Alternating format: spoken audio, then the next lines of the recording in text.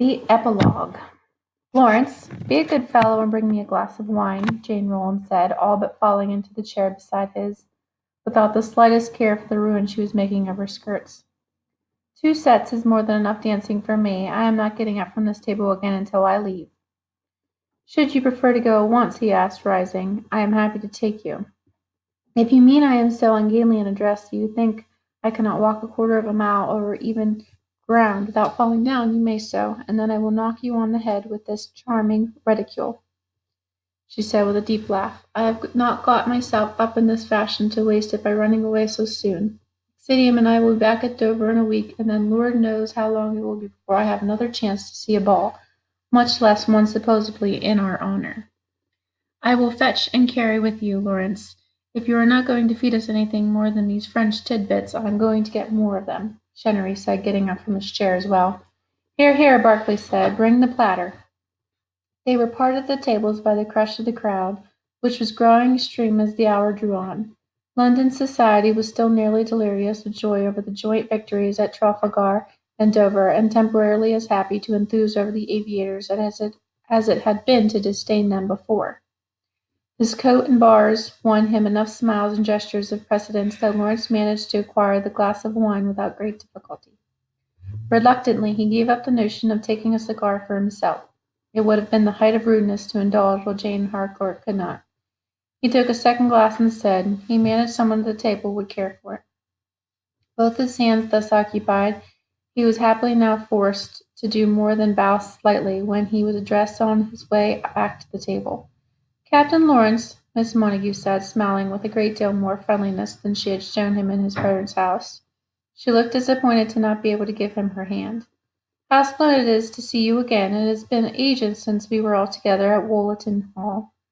How is dear Temeraire? My heart was in my throat when I heard of the news. I was sure you should be in the thick of the battle, and so, of course, it was. He is very well, thank you, Lawrence said as politely as he could manage. Dear Temeraire ranked extremely. But he was not going to be openly rude to a woman he had met as one of his parents' guests, even if his father had not yet been softened by society's new approbation. There was no sense in aggravating the quarrel and perhaps needlessly making his mother's situation more difficult. May I present you to Lord Winsdale, she said, turning to her companion. This is Captain Lawrence, Lord Allendale's son, you know, she added in an undertone that Lawrence could barely hear. Certainly, certainly, Winsdale said, offering a very slight nod, when what he appeared to think a great piece of condescension. Quite the man of the hour, Lawrence. You are to be highly commended. We must all count ourselves fortunate that you were able to acquire the animal for England. You are too kind to say so, Winsdale, Lawrence said, deliberately forward to the same degree. You must excuse me, this wine will grow too warm shortly. Miss Montague could hardly miss the shortness of his tone now. She looked angry for a moment, then said with great sweetness, Of course. Perhaps you are going to see Miss Galman, and can bear her my greetings. Oh, but how absurd of me! I must say, Miss Woolsey now, and she is not in town any longer, is she? He regarded her with dislike. He wondered at the combination of perception and spite that had enabled her to ferret out the former connection between himself and Edith. No, I believe she and her husband are presently touring the Lake country, he said, and bowed himself away, deeply grateful that she had not had the opportunity of surprising him with the news. His mother had given him intelligence of the match in a letter sent only shortly after the battle, and reaching him still at Dover, she had written, after conveying the news of the engagement. I hope what I write does not give you too much pain. I knew you have long admired her, and I indeed have always considered her charming, although I cannot think highly of her judgment in this matter. The true blow had fallen long before the letter came. News of Edith's marriage to another man could not be unexpected, and he had been able to reassure his mother with perfect sincerity. Indeed, he could not fault Edith's judgment. In retrospect, he saw how very disastrous the match would have been on both sides. He could not have spared her so much as a thought for the last 9 months or more. There was no reason Willoughby should not make Edith a perfectly good husband. He himself certainly could not have, and he thought that he would truly be able to wish her happy if he saw her again. But he was still irritated by Miss Montague's insinuations, and his face had evidently set into somewhat forbidding lines, as he came back to the table.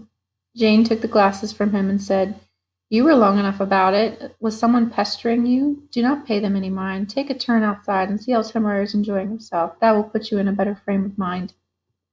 The notion appealed immensely. "I think it will, if you will pardon me," he said with a bow to the company. "Look in on Maximus for me. See if he wants any more dinner," Barclay called after him. "And Lily?" Harcourt said, then looked guiltily about to see if any of the guests at the nearby tables had overheard. Naturally, the company did not realize that the women with the aviators were themselves captains, and assumed them rather wives, though Jane's scarred face had earned several startled looks, which she ignored with perfect ease. Lawrence left the table to their noisy and spirited discussion, making his way outdoors. The ancient covert near London had long ago been encroached upon by the city and given up by the court, save for use by couriers, but for the occasion it had been briefly reclaimed, and a great pavilion established at the northern end where the headquarters had once stood. By the aviator's request, the musicians had been set at the very edge of the pavilion, where the dragons could gather around outside to listen. The musicians had been at first somewhat distressed by the notion and inclined to edge their chairs away, but as the evening wore on and the dragons proved a more appreciative audience than the noisy crowd of society, their fear was gradually overcome by vanity. Lawrence came out to find the first violinist having abandoned the orchestra entirely and playing snatches of various airs in a rather didactic manner for the dragons, demonstrating the work of different composers. Maximus and Lily were among the interested group, listening with fascination and asking a great many questions.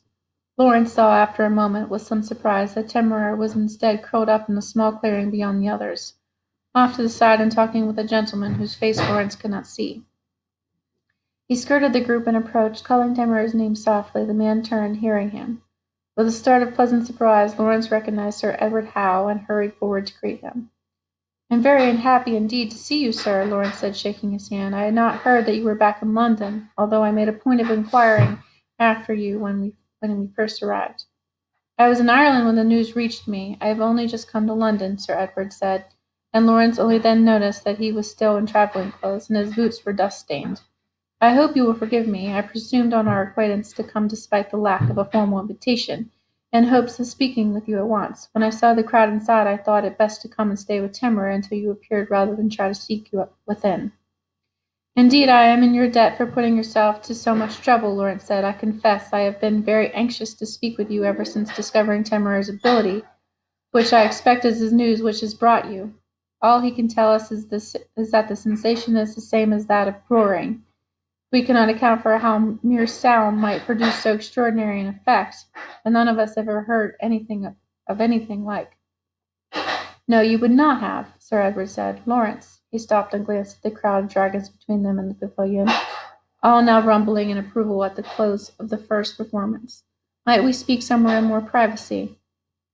"We can always go to my own clearing, if you would like to be somewhere quieter," Temeraire said. "I am happy to carry you both, and it will not take me a moment to fly there." "Perhaps that would be best if you have no objection," Sir Edward asked Lawrence, and Temeraire brought them over carefully in his foreclaws, setting them down in the deserted clearing before settling himself comfortably. "I must beg your pardon for putting you to so much trouble and interrupting your evening," Sir Edward said. "Sir, I assure you I am very happy to have it interrupted in this case." "Or cause," Lawrence said. "Pray have no concern on that score." He was impatient to learn what Sir Edward might know. A concern over Temeraire's safety from some possible agent of Napoleon's lingered with him, perhaps even increased by the victory. "I will keep you in suspense no longer," Sir Edward said. "Although I do not in the least pretend to understand the mechanical principles by which Temeraire's ability operates, the effects are described in literature, and so I may identify it for you. The Chinese, and the Japanese, for that matter, call it by the name divine wind. This tells you little beyond what you already know from example, I am afraid, but the true importance lies in this. It is the ability unique to one breed and one breed alone, the celestial." The name hung in silence for long moments. Lawrence did not immediately know what to think. Temeraire looked between them uncertainly. "Is that very different from an imperial?" he asked. "Are they not both Chinese breeds?" "Very different indeed," Sir Edward answered him. "Imperial dragons are rare enough, but the celestials are given only to the emperors themselves or their nearest kin. I should be surprised if there were more than a few score in all the world. The Emperor themselves, Lawrence repeated in wonder and slowly growing comprehension.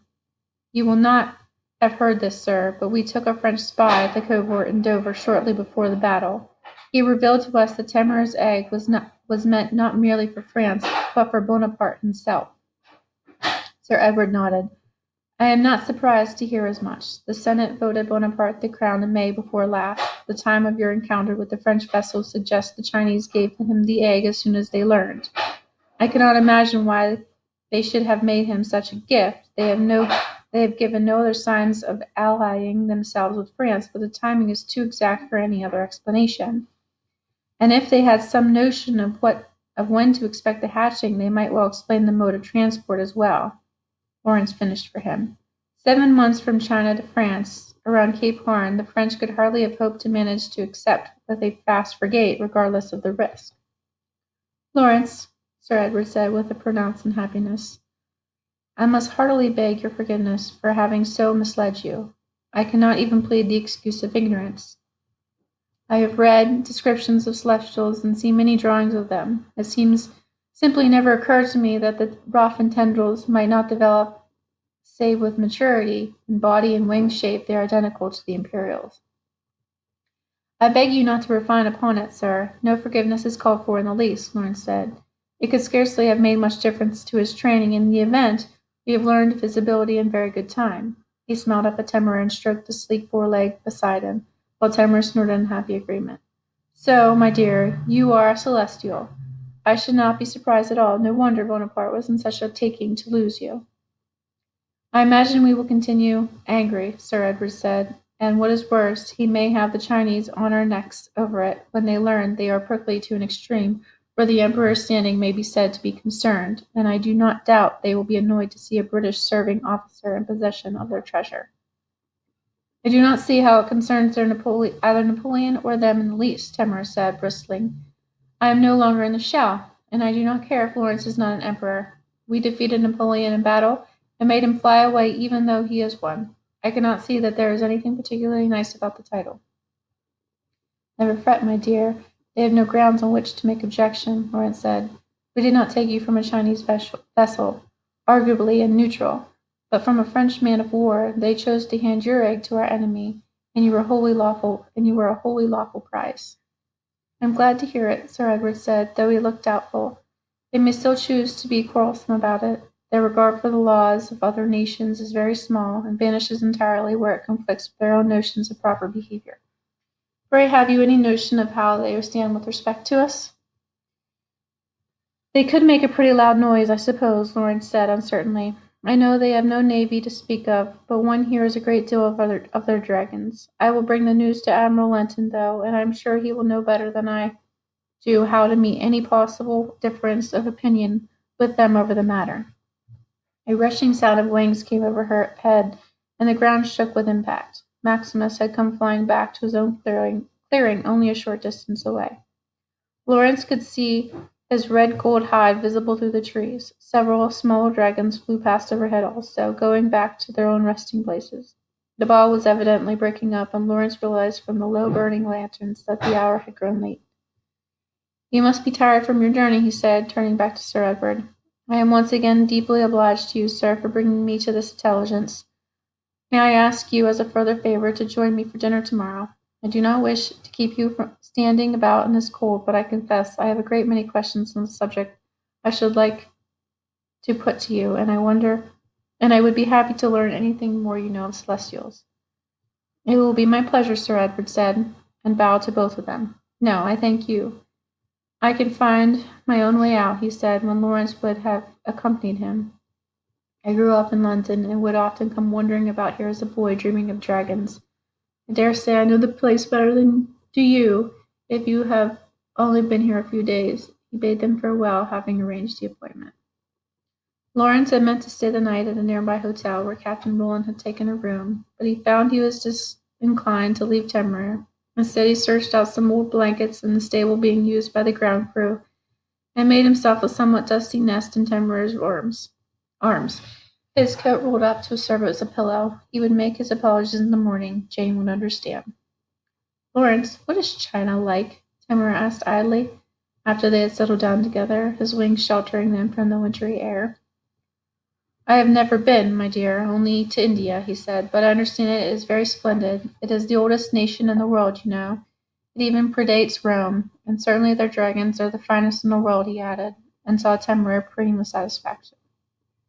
Well, perhaps we may visit when the war is over and we have won. I would like to meet another Celestial some day, Timur said, but as for their sending me to Napoleon, that is great nonsense. I am never going to let anyone take you from me. Nor I, my dear, Lawrence said, smiling despite all the complications which he knew might arise if China did object. In his heart he shared the simplicity of Timur's view of the matter, and he fell asleep almost at once in the security of the slow, deep rushing of Timur's heartbeat, so very much like the endless sound of the sea.